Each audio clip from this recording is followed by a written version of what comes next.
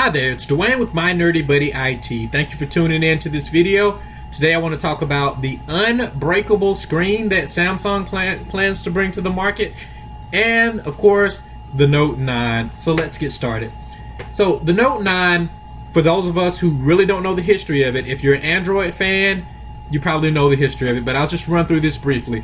The Note 9 was the first phablet device, meaning a phone that can be used as a tablet because of the screen size and the processing power that it had behind it, that it could essentially replace or substitute for a tablet while being a cell phone at the same time.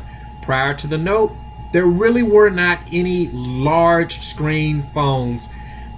The iPhone, the original iPhone when it released, was considered a large phone, but the Note line of phones kind of supersized that, if you will. Also, I want to give credit to Phone Arena and Samsung because these specs are coming from their websites. The new Note 9 is going to have a 6.4-inch display, and I'm not going to go over all the specs because that means nothing to most people, but it's going to have a great camera, and the screen is going to have 4K resolution. And the thing that really gets me excited about this device is that you're going to be able to get it with 8 gigabytes of RAM. And it's expandable up to 1 terabyte in storage.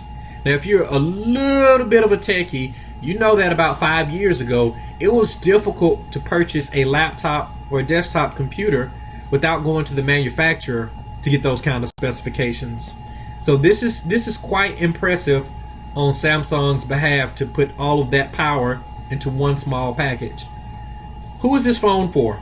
Power users, gamers, and people who need to be on the bleeding edge of technology, and of course people who only use Note devices.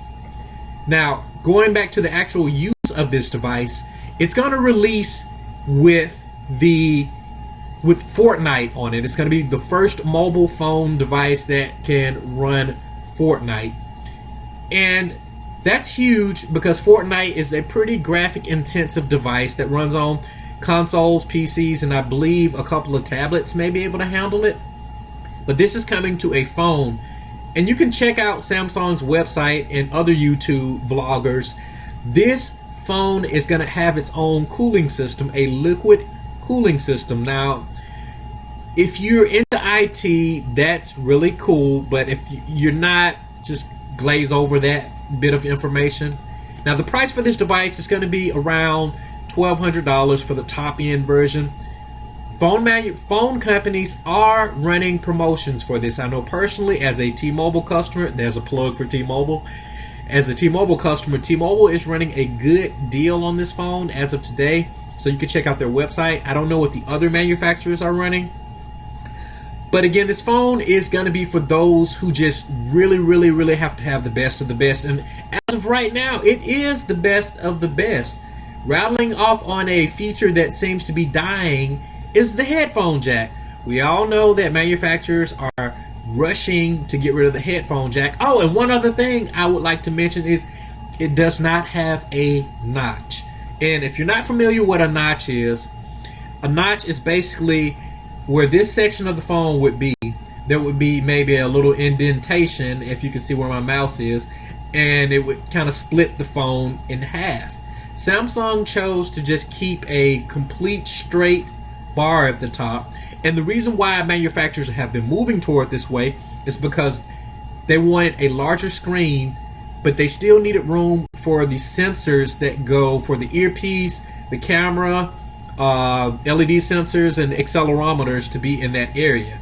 Samsung is kind of keeping the traditional candy bar look by keeping it straight across the top and straight across the bottom for the bezels, which is really cool in my opinion. Now let's get on to the Samsung Unbreakable display. Now, Samsung announced this, and this is coming from Samsung's news press website back in July, as you can see, but the reason why I'm getting excited about it now is because it's gaining more traction in the tech world news. Samsung seems to be pushing the cell phone market back towards utility, and what I mean is usability. When we buy phones, the first thing we do is we drop them into a skin or a case, because who wants to drop their phone and pick up a shattered piece of mess or pick up something that has web cracks on the screen? Samsung is probably going to remedy that for us in the future. And what I also mean about Samsung going more toward utilization of their device rather than just having flashy features that most people won't be able to find or use is the new Samsung Note 9 will come with a 4,000 milliamp battery. So you'll get to spend less time with the charger. Now, jumping back to this display deal here, I don't know if many people can remember, but the Nokia line of phones from the 90s, you could drop those phones multiple times, and sometimes they would even split apart and the battery would fall out. You brush it off, you put it back together, and it works. I dare anyone to drop their phone multiple times and pick it up and it be in recognizable condition.